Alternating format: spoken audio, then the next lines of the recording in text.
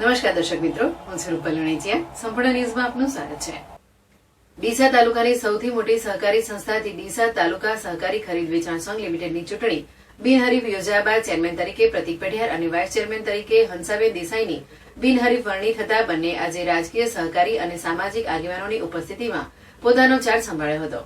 તે ડીસા તાલુકા સહકારી ખરીદ વેચાણ સંઘની 25 જાન્યુઆરી 2024ના રોજ વ્યવસ્થાપક મંડળની ચૂંટણી યોજાઈ હતી, જેમાં તમામ 11 ડિરેક્ટરો બિનહરીફ ચૂંટાયા હતા. ત્યારબાદ ડીસા તાલુકા સંઘના પ્રથમ અઢી વર્ષના વ્યવસ્થાપક બોર્ડના ચેરમેન અને વાઇસ ચેરમેન તરીકેની ચૂંટણી યોજાતા ભાજપ પક્ષ દ્વારા મેન્ડેટ આવતા ચેરમેન તરીકે પ્રતિક ત્રિભુવનદાસ પઢિયાર અને વાઇસ ચેરમેન તરીકે હંસાબેન દશરથભાઈ દેસાઈના નામનું મેન્ડેટ આપતા બંને ચેરમેન અને વાઇસ ચેરમેન તરીકે બિનહરીફ જાહેર કરવામાં આવ્યા હતા. ત્યારબાદ આજે ચેરમેન પ્રતિક પઢિયાર અને વાઇસ ચેરમેન હંસાબેન દેસાઈ, ડીસાના પૂર્વ ધારાસભ્ય શશિકાંત પંડ્યા, શહેર ભાજપના પૂર્વ મહામંત્રી રાકેશ પટેલ, હકમાજી જોશી, પ્રકાશભાઈ દવે, પ્રણવ પઢિયાર, અશોકભાઈ પઢિયાર, દશરથભાઈ દેસાઈની ઉપસ્થિતિમાં પોતાના હોદ્દાનો ચાર્જ ગ્રહણ કર્યો હતો.